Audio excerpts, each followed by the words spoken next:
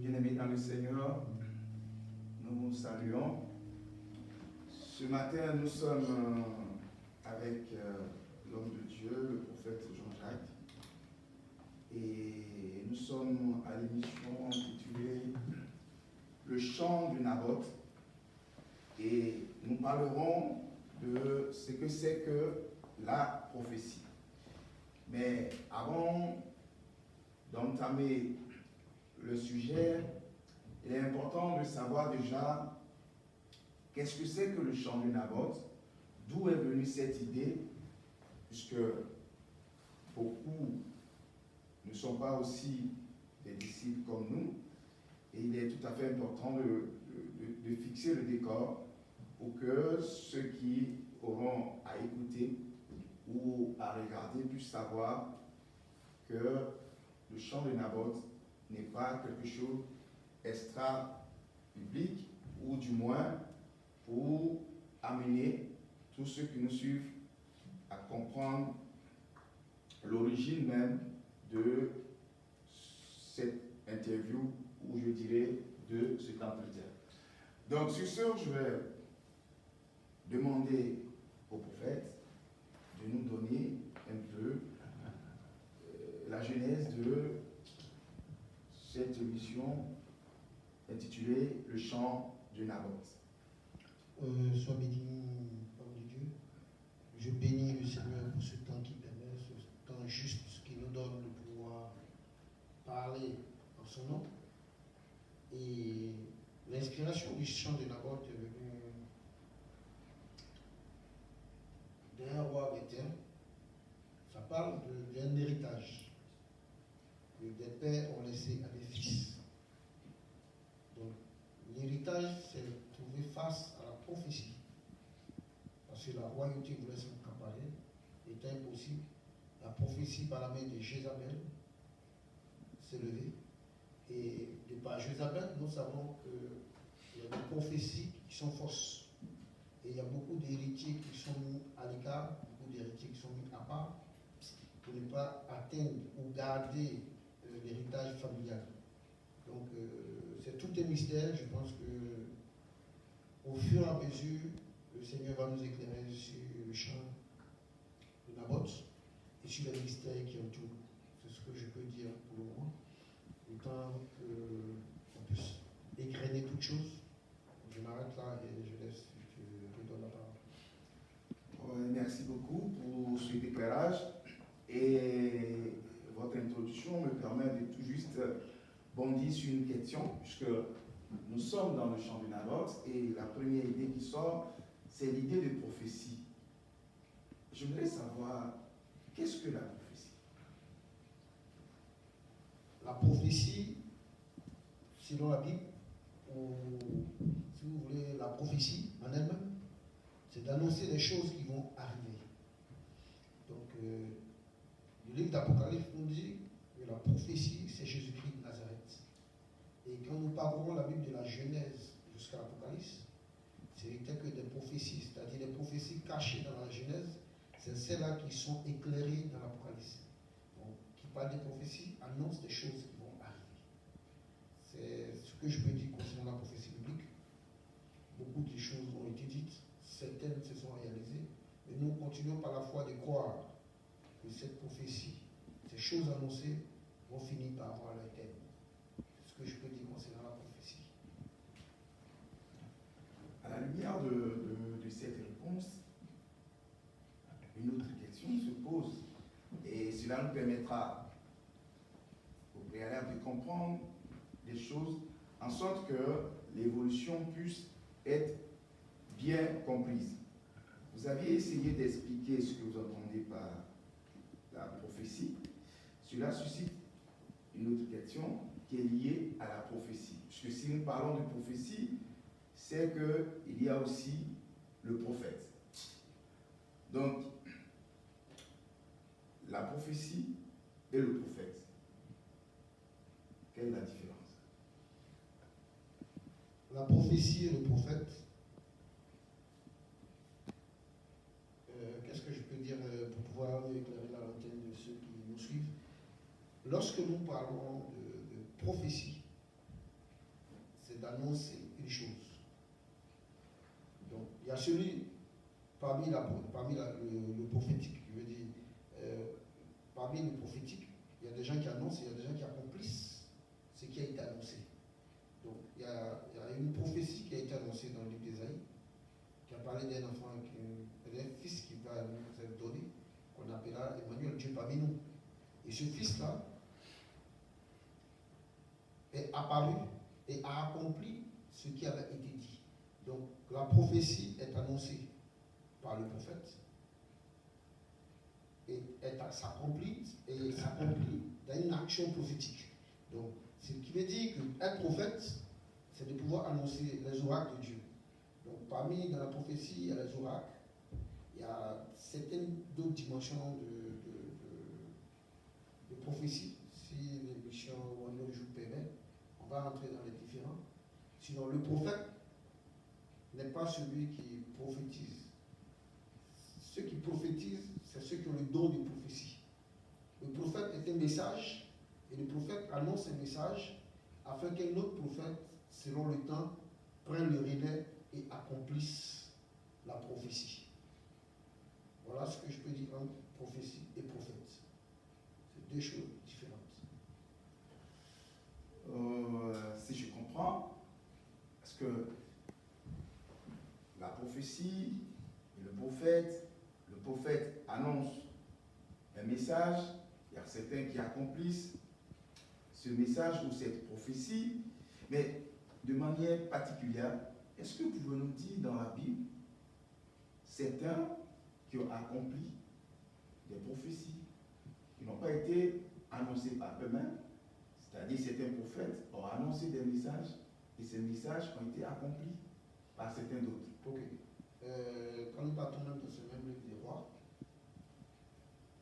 nous voyons que Jézabel, qui a marié Akab, se trouve dans le livre des rois. Donc, cette histoire se trouve dans le livre des rois. Donc, en principe, dans le livre des rois, on ne doit pas introduire un prophète. Il y a le livre des prophètes et il y a le livre des rois. Et la Bible dit qu'au temps des rois, un prophète est sorti de la catégorie de tous sortes de prophètes, du nom d'Élie, qui a prophétisé sur Israël, qu'il ne va plus pleuvoir, il y aura une sécheresse pendant 3 ans. Donc, c'est en ce moment qu'on parle de Jézabel, celle qui était la mère des prophètes en son temps, qui avait des prophètes sous son couvert. Donc il y avait 400 prophètes de Baal et 400 prophètes d'Assassé. Donc ça veut dire qu'elle dirigeait 800 prophètes sur Israël qui annonçaient la parole qui était soi-disant de Dieu. Donc Élie, lui, est venu annoncer autre chose, qui était différente de la prophétie que Jézabel annonçait. Donc en ce temps-là, Jézabel n'a pas pu mettre la main sur Élie, parce que la Bible dit que Élie avait fui. Et le jour où Élie a confronté ses prophètes, Jézabel n'était pas là. Et donc c'était prophète contre prophète. Donc l'accomplissement de la parole de Dieu devait se produire par une réponse céleste. Et la Bible dit que c'est Élie qui a permis à Dieu de répondre de par son nom au travers du feu. Élie étant parti, Élisée s'est trouvé confronté à la même chose, au même esprit de Jézabel, à la même Jézabel. Mais une prophétie avait été donnée que cette Jézabel tombera du haut de son péchoir, qui tombera, et ce serait les chiens qui mangeront son corps. Donc, quand cette prophétie s'est accomplie, Jézabel est tombée, elle a été vraiment mangée par les chiens. Donc quand nous prenons celui qui a plus prophétisé sur la christologie, c'est Ésaïe. C'est Ésaïe qui a annoncé les choses cachées que les temps n'ont pas vu voir, sauf quand ce temps devait s'accomplir. Je prends plus l'exemple de Jésus parce que nous sommes là à cause de Jésus. C'est Ésaïe qui a le plus parlé de Jésus, qui a le plus éclairé en son temps. Et cette prophétie a fini par s'accomplir. Jésus est né d'une vierge, du nom de Marie, que nous savons. Il a grandi, il a prêché, et il est mort à la croix. Donc, parmi les prophètes, nous pouvons parler d'Ésaïe comme quelqu'un qui a annoncé le temps messianique.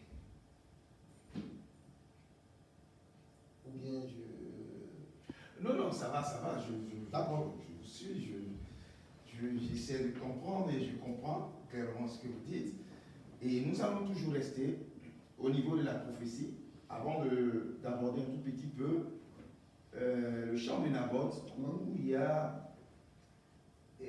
C'est un passage qui mérite un peu d'éclaircissement. Mais je vais rester toujours au niveau de la prophétie, et parce que je sais que tout le monde n'a pas aussi un grand niveau de compréhension des choses prophétiques. Donc, il est tout à fait bon de pouvoir aussi ramener des petites questions pour vous permettre à tout un chacun de nous suivre et de pouvoir comprendre le fonctionnement de ce domaine. Voilà.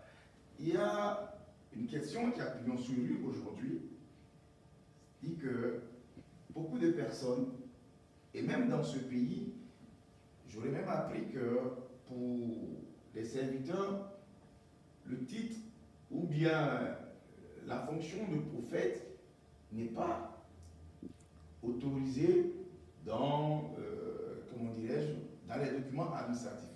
Une manière de dire que c'est au temps de Jésus qu'on parlait des prophètes qu'aujourd'hui, la question des prophètes est arrêtée. Donc, que dites-vous à ces personnes-là qui pensent qu'aujourd'hui, il y a comme, par exemple, les témoins de Jéhovah, vous les rencontrez, vous parlez de, ils vous diront non, ça c'est du passé. C'est au temps de Jésus. Moi je pense qu'il n'y a même pas de tabou à se faire. Un prophète, c'est une inspiration. Bien sûr. Donc le monde a été dominé par l'Église catholique. Donc l'Église catholique même ne parle pas des pasteurs. L'Église catholique parle des bergers, des clergés, de monseigneurs, autres compagnies. Donc le problème se trouve à partir des églises évangéliques. Donc certaines personnes n'ont pas été touchées, visitées par le réveil. Donc être prophète, c'est quelqu'un qui est inspiré. Donc la prophétie est une inspiration qui est donnée par l'esprit du prophète. Donc, en son temps, il y avait l'école des prophètes à Bethel, dont Élie, en son temps, avait réuni des fils des prophètes, et Élisée était là aussi prophète à sa place. Donc, être prophète aujourd'hui, tout le monde est prophète sur sa destinée. Et tout le monde est prophète parce que chacun peut être inspiré par le Saint-Esprit et donner une parole du Seigneur. Donc, la fonction de prophète dans l'Ancien Testament, qui était de porter un message de réveil, de porter un message de rétablissement, de porter un message au peuple d'Israël, de nos jours, est répandu. Donc, tu vas trouver des prophètes qui vont se spécifier par un message qui vient d'un don spirituel. Il y a des prophètes qui ont le don de guérison, qui viennent apporter le message de la guérison. Donc ceux-là font des campagnes de guérison et nous voyons des guérisons.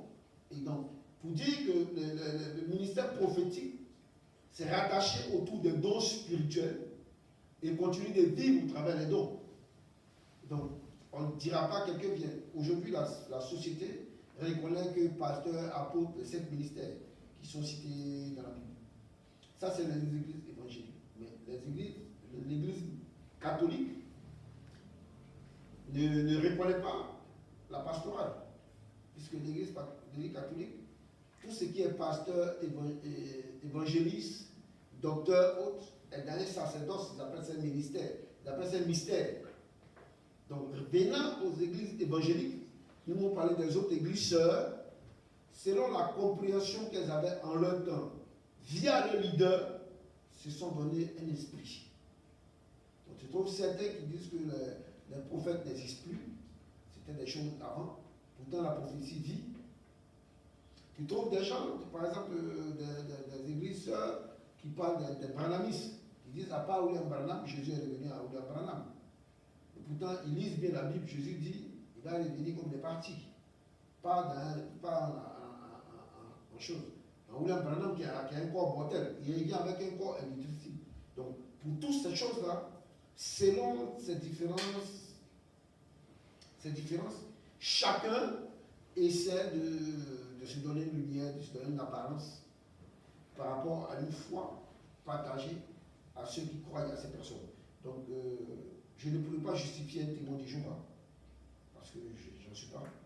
Je ne peux pas justifier un branhamiste. Je ne pourrais pas justifier un bouddhiste qui boude. Il y a certaines choses que je ne pourrais pas. Mais si ces chemins, d'après eux, conduisent à la foi, l'éternel est éternel et il se manifeste seulement quand Jésus, c'est ce que je peux dire.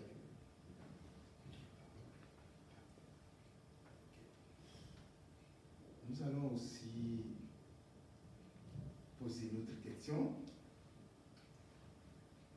Selon vous, puisque la prophétie, c'est un message, et comme c'est des messages de Dieu, mais si je demandais de manière basique, que cache fond une prophétie?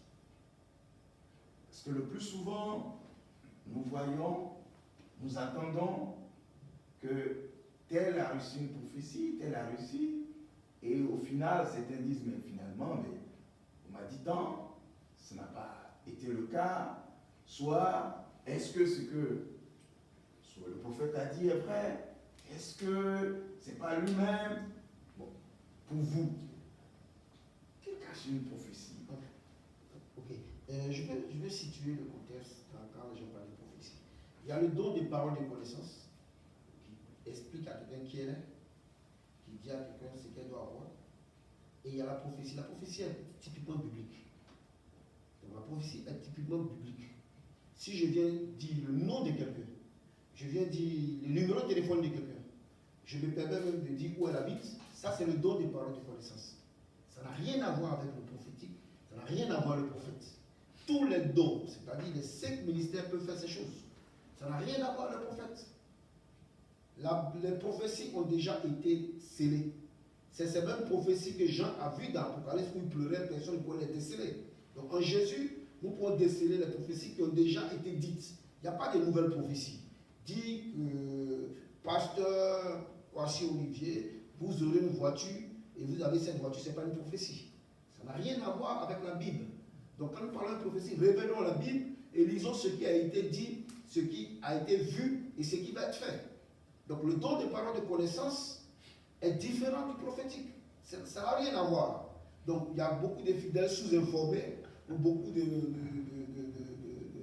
de bergers sous-informés qui croient que le don des paroles de connaissance est une prophétie. Ça n'a rien à voir. Il y a des prophètes qui n'ont pas fait des guérisons, comme Jérémie, qui n'a jamais prié pour un malade, il a été guéri. On a vu des prophètes comme Élie qui ont fait descendre le feu. On a vu des prophètes comme Élisée qui ont eu la révélation profonde. Même, il y a certains qui n'ont pas fait de miracles. Je donne Ézéchiel, par exemple, qui était constamment ravi en esprit, n'a posé que des actions prophétiques. Donc, il n'y a rien de nouveau dans la Bible. Ce qui était dit dans Genèse, c'est elle qui a éclairé l'Apocalypse. Donc, dire que quelqu'un, le prophète, a prophétisé que j'aurai un travail, j'ai pas eu de travail, ça n'a rien à voir avec la prophétie. C'est le thème que la personne ne sait pas. C'est un don des paroles de connaissance où l'esprit, le Saint-Esprit en toi, te révèle l'état de quelqu'un, te donne le nom de la personne. Ce n'est pas pour dire qu'il est prophète, c'est pour dire que c'est de cette personne qui parle. Donc, dans la parole de connaissance, il y a la précision. Donc, la précision de la parole de connaissance dépend de celui qui l'utilise, s'il est consacré ou pas. Donc, la parole de don de connaissance, qui n'est pas forcément de dire à quelqu'un qui il est, mais ça permet aussi de pouvoir interpréter le temps dans lequel nous sommes. Donc, certaines personnes tombent dans le cas de la séduction en disant que j'ai fait une offrande au prophète. Il m'a dit, par exemple, je donne un exemple un peu basique, j'allais voyager. Mais la prophétie ne fera pas un passeport. Ce qu'il a dit n'est pas un passeport. Ce qu'il a dit n'est pas un visa. Ton voyage dépend de l'ambassade, ça ne dépend pas de ce que l'homme de Dieu a dit. L'homme de Dieu souhaite que tu voyages. Donc, le langage que certains pasteurs utilisent peut-être un peu abusé. Tu viens me voir, tu veux voyager, l'offrande, ce n'est pas mauvais. Mais je souhaite que tu voyages. Prions pour que Dieu te fasse grâce dans cette vie dans laquelle ton nom soit. Mais tu ne viens pas dire à quelqu'un, Dieu me dit, tu voyages tel jour, tel jour. La prophétie, ce n'est pas l'ambassade. Donc après, il y a certaines personnes qui ne comprennent pas ce que c'est que la prophétie. Qui se disent, comme le pasteur a dit, j'ai fait l'offrande, j'aurai le visa. Ce n'est pas comme ça que ça se passe. C'est pour ça qu'il y a un mélange, il y a un amalgame, les gens se trompent un peu, ils traitent donc de faux prophètes, donc de ceci, cela, non. Ce n'est pas une affaire de faux prophètes. Ta Bible mentit, mais la prophétie ne mentira pas. Elle est déjà écrite, elle est scellée. Dans 66 livres, Dieu parle. En dehors de... Il n'y a pas 61 livres, il n'y a pas 67, c'est 66 livres. Dans laquelle Dieu parle. Et je pense que dans les 66 livres, Dieu a assez parlé. En dehors de ça, ce qui vient n'est pas une prophétie. Tu vas voyager, ce n'est pas écrit dans les 66 livres. Voilà, c'est un peu ce que je peux dire. En tout cas, ramener certains cœurs. Parce que le but, c'est de ramener les cœurs à la vérité, de ramener les cœurs à la lumière, de ramener ceux qui se sont laissés distraire à ce qui se passe maintenant. Voilà.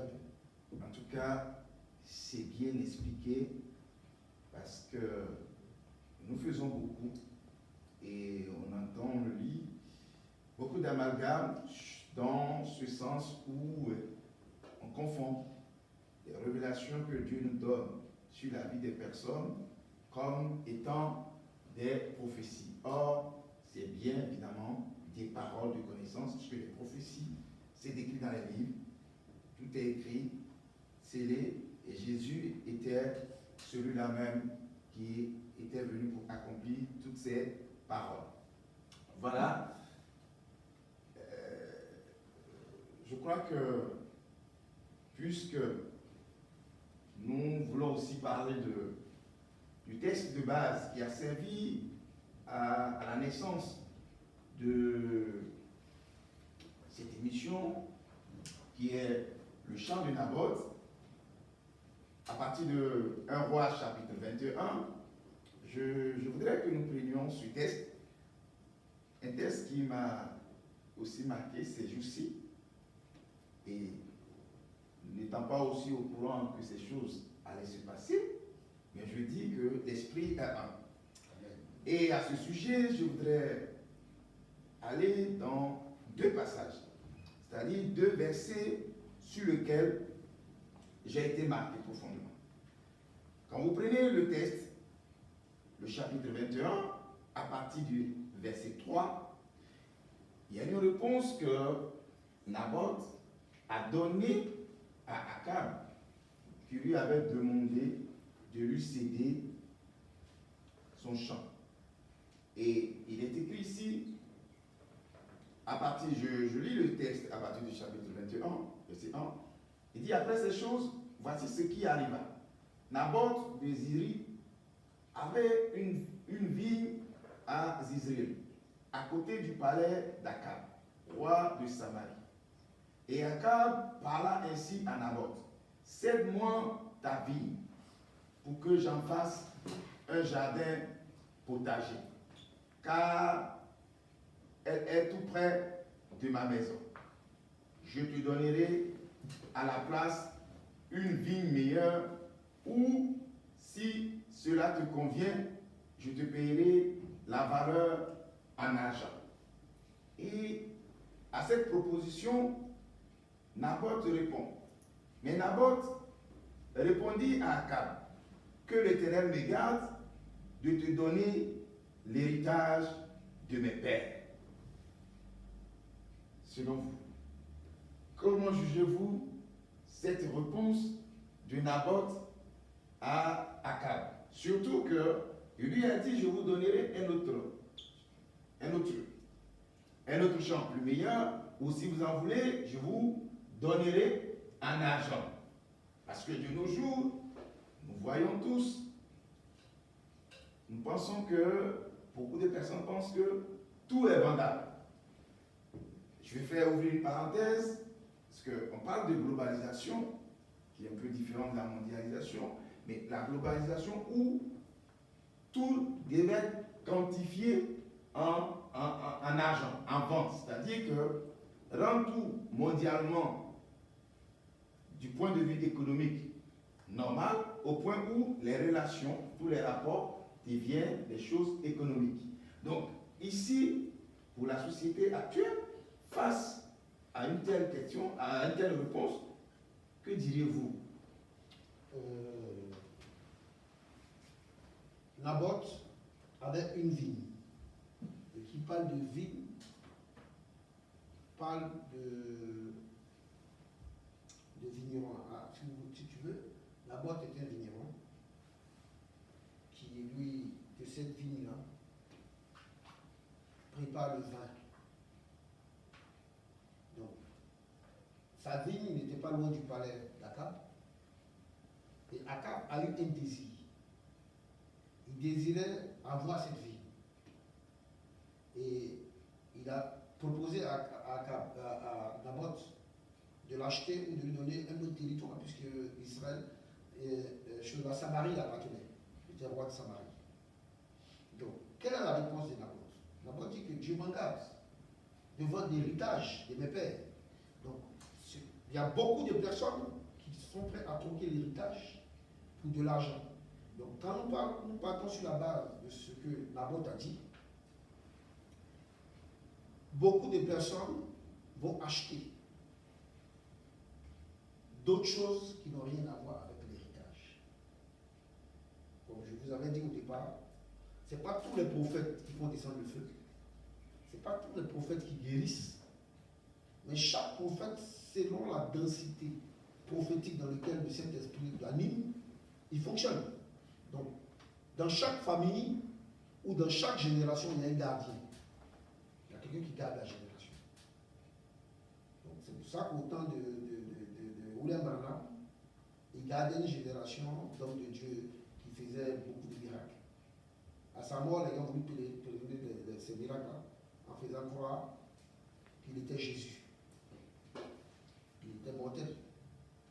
Donc, les gens ont cru que c'était Jésus à cause des miracles qu'ils ont eu. C'était au temps où les miracles étaient faciles à faire. Parce qu'il y a des temps où les miracles sont faciles à faire. Donc,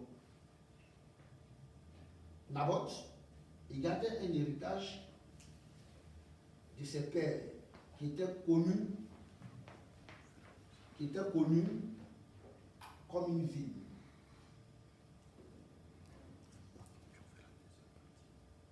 Qui était connu comme une vigne.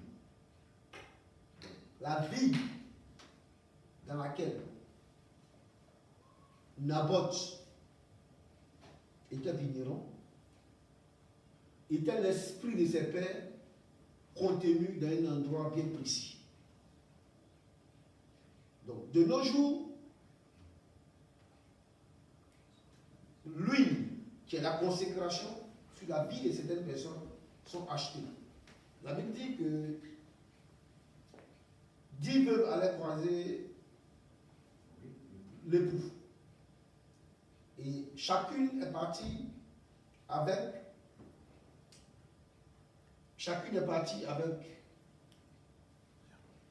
sa lampe. Mais arrivé à un moment, tout le monde dormait. C'est-à-dire qu'il y avait les ténèbres. Tout le monde dormait et l'époux, quelqu'un a annoncé que l'époux arrive. Il y a 5 qui n'ont pas eu le temps de remplir suffisamment. Sur le conseil des 5 sages, qui leur dit allez acheter de l'huile, elles sont parties. Donc, dans l'héritage des pères, il y a des gens qui vont acheter des choses qui vont ressembler, mais ce n'est pas l'héritage. L'onction est un dépôt qui se transmet du père au fils. Ce n'est pas vendable. Donc, Naboth, aussi vrai que son champ n'était pas grand, son champ représentait l'esprit de ses pères qui devait pérenniser. L'esprit de ses pères sur lequel il devait veiller. Donc Naboth était veilleur. Mais voilà qu'il est confronté à une royauté. Il est confronté à une prophétie. Parce qu'Akab, pour être roi en Israël, il faut être prophète et roi. Oui. Donc, sa femme d'Akab était prophétesse. Donc, il est confronté à la prophétie. Quel est le but de la prophétie dans la vie d'un fidèle aujourd'hui de nos jours? Beaucoup vont prier au nom de la prophétie pour l'argent. Beaucoup créent des systèmes d'escroquerie au nom de la prophétie. Sous prétexte que si tu ne donnes pas, tu meurs ou tu n'auras pas. C'est un peu ce que Akab voulait proposer à Naboth.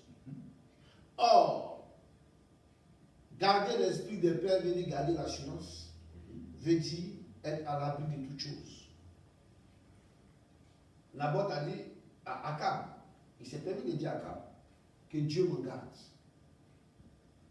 Et ma prière, c'est que Dieu garde beaucoup de personnes loin des prophètes qui proposent l'argent contre la sainteté de Dieu, qui proposent l'argent pour troquer même, pour déplacer des personnes que Dieu a positionnées. Beaucoup pour l'argent ne prêchent plus le même message qu'ils prêchaient au commencement. Beaucoup de personnes que moi je connais, que le monde connaît, que Dieu connaît, avaient des messages au début. Certains prêchaient la sanctification. Aujourd'hui, ils prêchent le business. Certains prêchaient même la repentance. Aujourd'hui, ils prêchent autre chose. Et c'est des gens d'Akab, des gens comme Akab. C'est de là qu'est venu des coachs spirituels. Parce qu'ils empêchent les gens d'écouter le Saint-Esprit. On doit les écouter, c'est eux qui donnent les meilleurs conseils.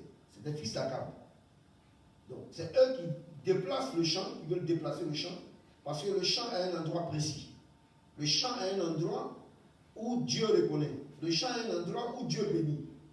On propose d'autres choses à des personnes. On propose l'argent à des personnes. À quoi sert de gagner le monde si on doit perdre son âme? Pour répondre à cette question, pasteur, pour rien au monde, je me déplacerai. Pour rien au monde, je prêcherai un autre évangile que celui de Jésus mort et ressuscité, qui revient bientôt. Et que Dieu m'en garde de tous ceux qui déplacent des prophètes loin de la terre de leur père.